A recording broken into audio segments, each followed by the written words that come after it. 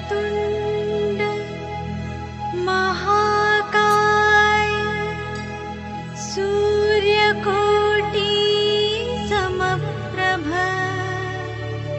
निर्विघ्नं कुरु मे देव सर्वकार्येषु सर्वदा। 2024 12টা রাশির মধ্যে 9টি রাশির জাতক জাতিকাদের সন্তান প্রাপ্তির যোগ বিশাল দেখাচ্ছে। কারণ দেখুন, অনেকদিন বিয়ে হয়েছে, 12টা রাশিরই দেখাচ্ছে, কিন্তু বেশিরভাগ দেখা যাচ্ছে কারণ দেবগুরুর দৃষ্টি যখন পঞ্চম স্থানে পড়ে তখনই কিন্তু সন্তান ভাগ্যের যোগটা কিন্তু বেশি দেখা যায়। কেন? দেবগুরু হচ্ছে যার কপালে দেবগুরু সহায় থাকে, যার ভাগ্যে দেবগুরু সহায় থাকে। আমরা বলি গুরু সহায় থাকলে কয়লা ধরলে সেই কয়লা সোনায় পরিণত হয়। ঠিক তেমনি আজকে যে আমি অনুষ্ঠানটা করতে চলবো 12টা রাশির জাতক জাতিকাদের হবেই, কিন্তু বেশি পরিমাণে সন্তান প্রাপ্তির যোগ দেখাচ্ছে এই 9টি রাশি বা লগ্নের জাতক জাতিকাদের।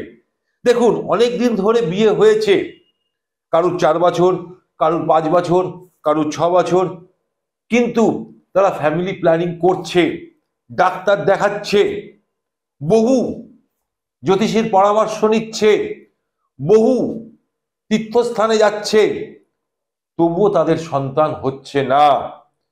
তা এই যে যোগটা আছে, এই যোগটা হচ্ছে বিশাল বড় যোগ। সেই কারণেই কিন্তু আজকে আমার এই অনুষ্ঠান। যাদের সন্তান এতদিন ধরে হচ্ছিল না, সেই সব পিতামাতাদের মনের অবস্থা খুব খারাপ হয়ে যাচ্ছিল। তারা সমাজে বহু জায়গায় উঠতে বসতে অনেকের কথা শুনতে হচ্ছিল। তাদের মনে বহু ব্যথা, বহু বেদনা নিয়ে তারা বাস করছিলেন, জীবনযাপন করছিলেন।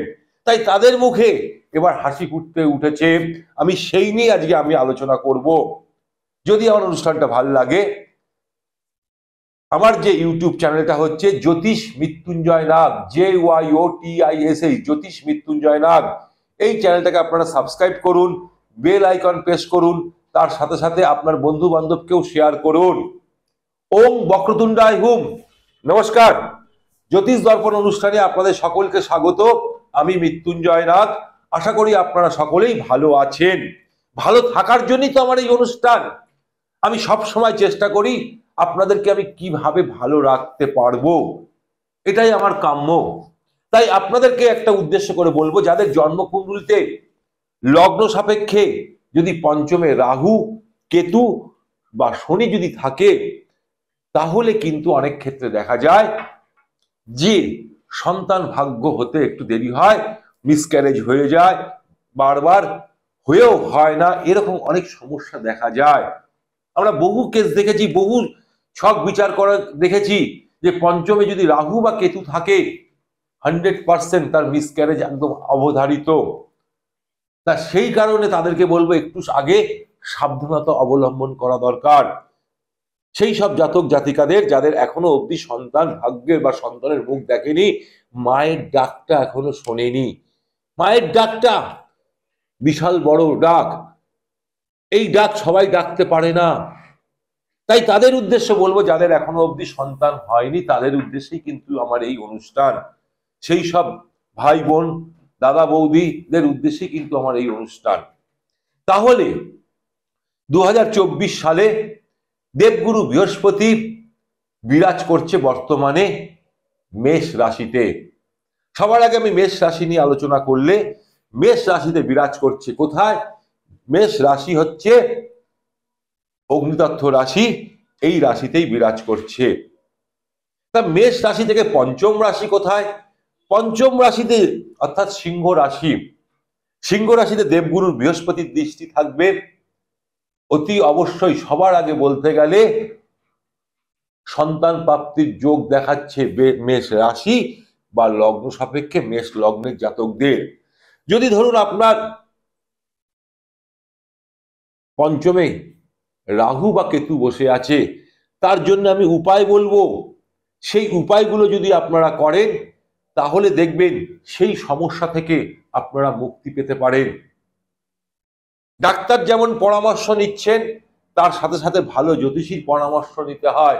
আমি বারবার করে বলেছি, বারবার করে বলি যে ডাক্তারের সাথে অতি অবশ্যই জ্যোতিষীর পরামর্শ নেবে।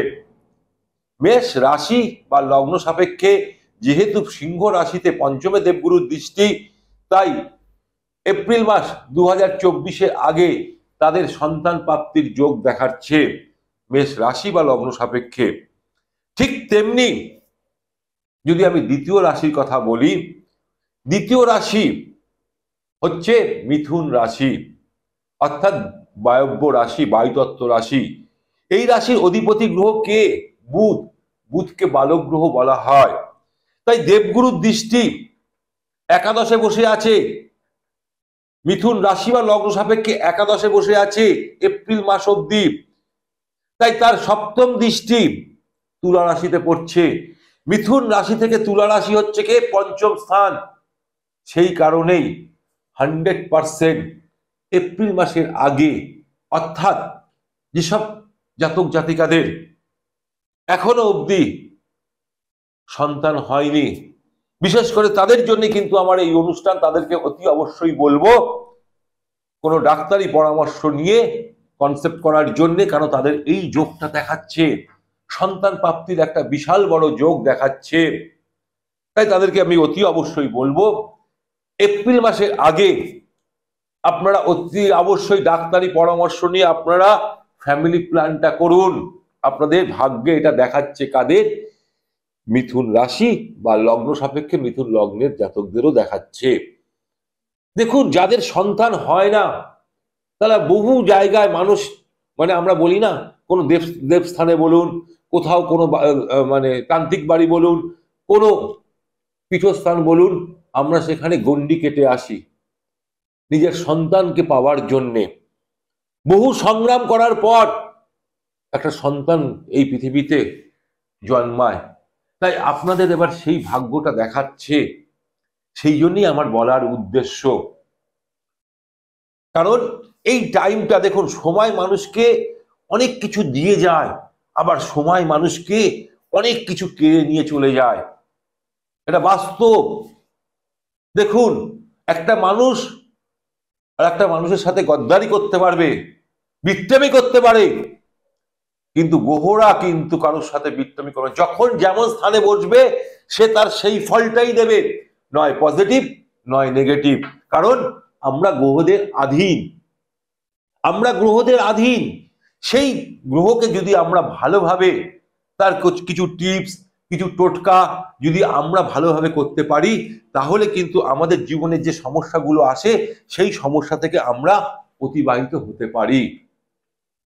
তাহলে সবার আগে এবার আমি বললাম যে মিথুন রাশি বা লগ্নের জাতকদের একদম এপ্রিল মাসের আগে অবধি সন্তান প্রাপ্তির যোগ দেখাচ্ছে। ঠিক তেমনি যদি আমি বলি কালপুরুষ রাশিচক্রের পঞ্চম রাশি অর্থাৎ সিংহ রাশি, সিংহ রাশির অধিপতি গ্রহ কে? রবি। তাই তাদেরকেও এবার দেখাচ্ছে, কারণ দেবগুরুর নবম দৃষ্টি কোথায় যাচ্ছে? সিংহ রাশি থেকে ধনু রাশিতে যাচ্ছে। পঞ্চম স্থান হচ্ছে, তার নবম দৃষ্টি পঞ্চমে পড়ছে। তাই সিংহ রাশি বা লগ্নের জাতকদের অতি অবশ্যই সন্তান প্রাপ্তির যোগ দেখাচ্ছে। উপায় আছে, আমি অতি অবশ্যই বলবো ডাক্তারি পরামর্শ নিন, তার সাথে সাথে কোনো ভালো জ্যোতিষীর পরামর্শ নিন। জ্যোতিষীর সাথে আপনি পরামর্শ নিন কিভাবে কি এটা করলে আমি সেই জায়গা থেকে রিকভারি করতে পারি। আমি সন্তান ভাগ্যের যোগ দেখাচ্ছে যখন, আমি কিভাবে এটাকে পজিটিভ করব, নেগেটিভ থেকে পজিটিভ করব, এই পজিটিভ করার দায়িত্ব কিন্তু আপনাদের। আমি এখান থেকে বলি, আমি এখান থেকে সময়টা আপনাদেরকে বলে দিই, অতিবাহিত এই সময় থেকে এই সময়টা এপ্রিল মাসের আগে অবধি আপনাদের কনসেপ্ট করার একটা জায়গা দেখাচ্ছে। যারা ফ্যামিলি প্ল্যানিং করছেন তাদেরকে কিন্তু 100% এই সময়টা দেখাচ্ছে। কাদের? সিংহ রাশি বা সিংহ লগ্নের জাতকদের। কারণ সমসপ্তমে শনিদেব বসে আছে সিংহ রাশি সমসপ্তমে, এবং শনিদেবের দৃষ্টি কিন্তু সিংহ রাশিতেও পড়ছে। সেই কারণেই আমার বলার উদ্দেশ্য তাদের কিন্তু একটা সন্তান প্রাপ্তির যোগ দেখাচ্ছে। ঠিক যদি আমি এরপরে বলি চতুর্থ রাশি। চতুর্থ রাশি হিসাবে বলতে গেলে চলে আসে তুলা রাশি বা লগ্নের জাতকদের। সেখানে কিন্তু দেবগুরুর দৃষ্টি পড়ছে না, সেখানে বসে আছেন স্বয়ং কর্মের দেবতা, ন্যায়ের দেবতা শনিদেব। তুলা রাশি থেকে পঞ্চম স্থান অর্থাৎ কুম্ভ রাশি, কুম্ভ রাশির অধিপতি গ্রহ শনিদেব, সে বসে আছে নিজের ঘরে কুম্ভ রাশিতে মার্গী অবস্থায়। তাই তাদের জুলাই মাস অবধি কন্টিনিউ দেখাচ্ছে ফ্যামিলি প্ল্যানিং এর ক্ষেত্রে, এবং সন্তান প্রাপ্তির যোগ অবশ্যই দেখাচ্ছে। কারণ এতদিন তুলা রাশি বা তুলা লগ্নের উপর কেতু বিরাজ করছিল, সমসপ্তমে রাহু ছিল, তাই শরীর স্বাস্থ্য নিয়ে অনেক অসুবিধা দেখা দিচ্ছিল। 100% অনেক শরীর স্বাস্থ্য নিয়ে আপনাদের অসুবিধা দেখাচ্ছিল, ডাক্তার হসপিটাল এই বারবার করতে হয়েছিল। তখন কিন্তু আপনারা এই ফ্যামিলি প্ল্যানের দিকে মাইন্ডটাকে দিতে পারেননি। তাই তাদের উদ্দেশ্যে আমি এবার বলবো, যাদের বহুদিন বিয়ে হয়ে গেছে, 6 বছর 7 বছর 8 বছর যাদের বিয়ে হয়ে গেছে, তাদেরকে বলবো এই সময়টা খুব ভালো সময়। কারণ এপ্রিলের আগে, এপ্রিল মাস, মে মাসের আগে অবধি যদি আপনারা ডাক্তারি পরামর্শ নিয়ে নিন, চটজলদি ডাক্তারি পরামর্শ নিয়ে আপনারা প্ল্যানিং করে এবার সন্তান ভাগ্যের একটা যোগ দেখাচ্ছে, সেটাই বলার আমার উদ্দেশ্য। তাদের সেটা হচ্ছে তুলা রাশি বা লগ্নের জাতকদের। ঠিক তেমনি পঞ্চম রাশি অর্থাৎ ধনু রাশির জাতক জাতিকাদের যদি বলা হয়, ধনু রাশির জাতক জাতিকাদের 100% দেখাচ্ছে ধনু রাশির অধিপতি গ্রহ দেবগুরু বৃহস্পতি, সে স্বয়ং বিরাজ করছে মেষ রাশিতে। ধনু রাশি বা লগ্নের জাতকরা চিন্তা করছিলেন 1.5 বছর আগে, আমি আপনাদেরকে বলছি 1.5 বছর ধরে আপনি চিন্তা করছিলেন কিভাবে ফ্যামিলি প্ল্যানিং করব, কোন টাইম থেকে কোন টাইম চিন্তা করছিলেন, কিন্তু পঞ্চমে রাহু থাকার দরুন আপনার মাইন্ডটাকে ডাইভার্ট করে নিয়ে যাচ্ছিল এই রাহু। রাহু হচ্ছে পাপ গ্রহ, ছায়া গ্রহ, মায়াবী গ্রহ। বা আপনি ফ্যামিলি প্ল্যান করেছিলেন, কনসেপ্ট করেও নিয়েছিলেন, কিন্তু রাহুর কারণে মিসক্যারেজ হয়েও যেতে পারে। এরকম অনেক চার্ট আমার কাছে এসেছিল। তাই তাদের উদ্দেশ্যে আমি বলবো, সেই সব জাতক জাতিকাদের উদ্দেশ্যে আমি বলবো, অতি অবশ্যই মে মাসের আগে অবধি আপনাদের এই সময়টা দেখাচ্ছে গোল্ডেন টাইম, সন্তান প্রাপ্তির যোগ। কেন এই সময়টা আপনারা হাতছাড়া করবেন? এই সময়টাকে কাজে লাগান, কারণ এই সময়টা চলে গেলে আবার আপনাকে 1 বছর পর সেই জায়গাটা আপনার আসবে ধনু রাশি বা লগ্নের জাতকদের। ঠিক তেমনি 2024 এপ্রিলের একদম শেষে দেবগুরু বৃহস্পতি চলে যাবে বৃষ রাশিতে গোচর করবে। তখন কোন কোন রাশির জাতক জাতিকাদের সন্তান প্রাপ্তির যোগ দেখাচ্ছে? সবার আগে বলতে গেলে সন্তান প্রাপ্তির যোগ দেখাবে বৃষ রাশি বা লগ্নে সাপেক্ষে সেই সব জাতকদের। কাদের? বৃষ রাশি বা লগ্নের জাতকদের।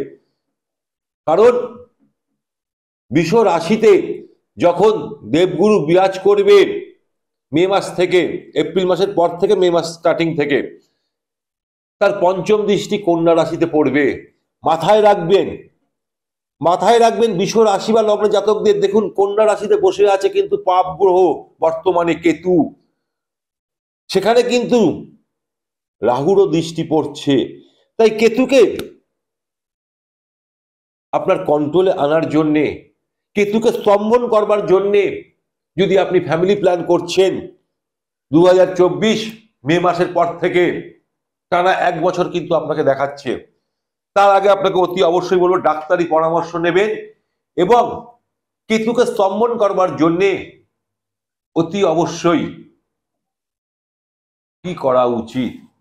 কেতুর ইষ্টদেব স্বয়ং গণেশজি সেবা করুন। প্রতি বুধবার দিন গণেশজিকে 21টা দুব্য, জবা ফুল, ঘিয়ের প্রদীপ এবং ভোগে লাড্ডু হিসাবে দিন এবং গণেশজির অষ্টতর শতনাম করুন। যেই সব জাতক জাতিকাদের সন্তান এখনো হয়নি, বহুদিন বিয়ে হয়েছে, চেষ্টা করছেন, একবার দুবার মিসক্যারেজ হয়ে গেছে, তাদের কিন্তু বলবো এবার 100% তাদের সেই যোগ দেখাচ্ছে বৃষ রাশি বা লগ্নের জাতকদের। কোন সময়? মে মাসের পর থেকে। তার আগে আমি বলবো অতি অবশ্যই ডাক্তারি প্ল্যান করুন, ডাক্তারের সাথে কথা বলুন, তার যা যা বিধিনিষেধ সেইগুলো মেডিকেল ট্রিটমেন্টটা করুন, তার সাথে সাথে এটা করুন, তার সাথে সাথে অতি অবশ্যই বলবো ভালো জ্যোতিষীর একবার পরামর্শ আপনারা নিয়ে নিন। যারা বৃষ রাশি বা লগ্নের জাতকদের উদ্দেশ্যে বলবো 2024 তাদের সন্তান প্রাপ্তির যোগ দেখাচ্ছে মে মাসের পর থেকে। ঠিক তেমনি যদি আমি বলি কর্কট রাশি বা লগ্নের জাতকদের, কর্কট রাশি বা লগ্ন সাপেক্ষে দেবগুরুর সপ্তম দৃষ্টি কোথায় পড়বে? পড়বে হচ্ছে বৃশ্চিক রাশিতে। তাহলে কর্কট রাশির পঞ্চম স্থান কোনটা? সেটা হচ্ছে বৃশ্চিক রাশিতে। কিন্তু মাথায় রাখবেন কর্কট রাশি জাতক জাতিকাদের বর্তমানে শনির ঢাইয়া চলছে, তাই লেজিনেস কাটিয়ে, অলসতাটাকে কাটিয়ে অ্যাক্টিভ হন। হ্যাঁ, আমাকে নিতেই হবে, আমাকে এটা করতেই হবে, এই যোগটা আমি ছাড়বো না, এইটা মাথায় নিয়েই একটা ওত, একটা সংকল্প নিন। দেখুন আপনার সন্তান ভাগ্য হবেই হবে। মে মাসের পর থেকে এটা দেখাচ্ছে আপ টু 1 বছর কর্কট রাশি বা লগ্নের জাতকদের। কারণ দেবগুরু সপ্তম দৃষ্টি পড়ছে বৃশ্চিক রাশিতে, তাই কর্কট রাশি বা লগ্নের জাতক রাশি থেকে বা লগ্ন সাপেক্ষে পঞ্চমে দৃষ্টি পড়ার দরুন সন্তান ভাগ্য 100% দেখাচ্ছে। এবং দেখুন কর্কট রাশি বা লগ্ন সাপেক্ষে জাতকদের অনেক সময় ইউটারাসে প্রবলেম থাকে মহিলাদের। আমি বহু কেস দেখেছি। আমি বারবার করে বলি ডাক্তারি পরামর্শ নিন, জলটাকে বেশি খাওয়ার চেষ্টা করুন। জল যত বেশি খাবেন আপনার শরীরের প্রবলেম তত দূর হবে, জল যত কম খাবেন তত শরীরের প্রবলেম বাড়বে। কর্কট রাশি বা লগ্নের জাতকদের এরা জল খেতে খুব কম খায়, আমি বারবার করে বলেছি এরা কিন্তু জল খুব কম খায়, তাই তাদের উদ্দেশ্যে বলবো জলটা বেশি করে খান, তাদের কিন্তু দেখাচ্ছে। ঠিক তেমনি যদি আমি বলতে চাই এরপরে যাদের দেখাচ্ছে সেটা হচ্ছে অর্থাৎ মকর রাশি বা লগ্নের জাতকদের। মকর রাশি বা লগ্নের জাতকদের দেখাচ্ছে, কারণ মকর রাশি থেকে বা লগ্ন সাপেক্ষে বৃষ রাশি হচ্ছে কি পঞ্চম স্থান, সেখানে দেবগুরু বৃহস্পতি টানা 1 বছর বিরাজ করবে। এই 1 বছরের মধ্যেই মকর রাশি বা লগ্নের জাতকদের সন্তান প্রাপ্তির যোগ দেখাচ্ছে। আপনাদের শনির 7.5 চলছে, ভয় পাওয়ার কারণ নেই। শনিদেব হচ্ছে ন্যায়ের দেবতা, কর্মের দেবতা। শনিদেব কারোর ক্ষতি করে না, আপনি যেমন কর্ম করবেন তেমন কিন্তু ফল পাবেন। তাই আপনাদের উদ্দেশ্যে বলবো মকর রাশি বা লগ্নের জাতকদের বলবো অতি অবশ্যই এই সময়টাকে কাজে লাগান। 2024 এপ্রিলের শেষ থেকে টানা 1 বছর সেই বৃষ রাশিতে দেবগুরু বৃহস্পতি বিরাজ করার দরুন আপনার সেই জায়গাটা ভালো দেখাচ্ছে। তাই আমি অতি অবশ্যই আপনাদেরকে বলবো ডাক্তারি পরামর্শ নিন। কারণ ডাক্তারি যদি আপনার কোনো যদি সমস্যা থাকে তাহলে অতি অবশ্যই ডাক্তারি পরামর্শ নিন, বা ভালো কোনো অ্যাস্ট্রোলজার অর্থাৎ জ্যোতিষীর পরামর্শ নিন। যদি আপনার জন্মকুণ্ডলিতে লগ্ন সাপেক্ষে পঞ্চমে যদি রাহু থাকে তাহলে কি উপায় করবেন? পঞ্চমে রাহু থাকার দরুন মিসক্যারেজ দেখাচ্ছে, দেখাবেই। কেন? পাপ গ্রহ, মায়াবী গ্রহ, ছায়া গ্রহ এটা দেখায়। যদি আপনার জন্মকুণ্ডলীতে ন্যাটাল চার্ট অনুযায়ী যদি দেখে তাহলে কিন্তু থাকবে না। তাহলে কি করবেন? এই রাহুকে স্তম্ভন করবার জন্যে রাহুর নেগেটিভ এনার্জিকে কাটিয়ে পজিটিভ এনার্জি পাওয়ার জন্যে বর্তমানে এখন শীতকাল, আপনি চুপচাপ যারা দান ধ্যান করে না, তারা চুপচাপে দান ধ্যান করে, তারা লোক বাজিয়ে সেলফি তুলে তারা কিন্তু দান ধ্যান করে না। ঠিক তেমনি আপনি যদি মনে করছেন আপনার জন্মকুণ্ডলিতে পঞ্চমে রাহু বসে আছে, তাহলে এই শীতের সময় আপনার সামর্থ্য অনুযায়ী 5টা হোক, 7টা হোক, 4টে হোক, কারণ রাহুর সংখ্যা 4, 4টেই আপনি কম্বল কিনুন, করে রাত্রিবেলায় দুস্থ লোকদের গিয়ে ছুঁড়ে ছুঁড়ে দিয়ে চলে আসুন। এতে রাহু কিন্তু আপনার প্রতি তুষ্ট হবে, আপনার প্রতি সে পজিটিভ এনার্জি দেওয়া শুরু করবে। রাহু এমনই একটা গ্রহ, যদি আপনার জন্মকুণ্ডলিতে রাহু যদি এরকম বিরাজ করে, তাই রাহু যদি পঞ্চম স্থানে থাকে, আরো একটা উপায় আপনাদেরকে আমি বলবো, অতি অবশ্যই গোবরের টিপ, সকালবেলায় ঘুম থেকে উঠে মুখ টুক ধুয়ে বাসি কাপড় ছেড়ে শুদ্ধ বস্ত্রে একটুখানি গোবরের টিপ গঙ্গা জল দিয়ে রোজ পড়ুন, আপনার জীবনে পজিটিভ এনার্জি আসবে। রাহুকে বাস্তুমতে, রাহু আমাদের কোথায় বাস করে জানেন? বাস্তুমতে রাহু যত অন্ধকার জায়গাগুলোকে বিরাজ করে, আমাদের ঘরের যত অন্ধকার, সেই জায়গাগুলোকে অ্যাক্টিভ রাখুন। বাড়িতে পুরনো কোনো জিনিসপত্র রাখবেন না, সব সেগুলোকে বাইরে বের করে দিন। রাহুকে নেগেটিভ করে পজিটিভ, মানে আপনার জীবনে যাতে পজিটিভ আসে সেটাকে করার জন্য অতি অবশ্যই আপনার টয়লেট, আপনার বাথরুমটাকে সব সময় পরিষ্কার রাখুন এবং বাড়ির বাথরুমের দরজা সব সময় বন্ধ রাখুন। তার সাথে সাথে আরো একটা কথা বলবো, অতি অবশ্যই বাথরুমের মধ্যে সন্ধক লবণ রক যেটাকে বলা হয়, কাচের বাটিতে রেখে দিন 15 দিন অন্তর অন্তর। সেটাকে আপনার বাথরুমের প্যানের মধ্যে যেখানে ফ্লাশ করে সেটাকে বাইরে ফেলে দেবেন, ড্রেনে কিন্তু ফেললে চলবে না। আজকে আমি এই যে সন্তান প্রাপ্তির যোগ উদ্দেশ্যেই কিন্তু আমার বলার এই চেষ্টা, আমার প্রয়াস, আপনারা যাতে ভালো থাকেন সেটাই আমি সব সময় চেষ্টা করি। আজকে আমি অনুষ্ঠান এখানেই শেষ করব। আমার একটা ইউটিউব চ্যানেল আছে, জ্যোতিষ মৃত্যুঞ্জয় নাগ, JYOTISH, জ্যোতিষ মৃত্যুঞ্জয় নাগ। সেটাকে আপনারা সাবস্ক্রাইব করুন, বেল আইকন প্রেস করুন, তার সাথে সাথে আপনার বন্ধু বান্ধব আত্মীয় স্বজনকেও শেয়ার করুন। ভালো থাকুন, সুখে থাকুন, আনন্দে থাকুন। নমস্কার।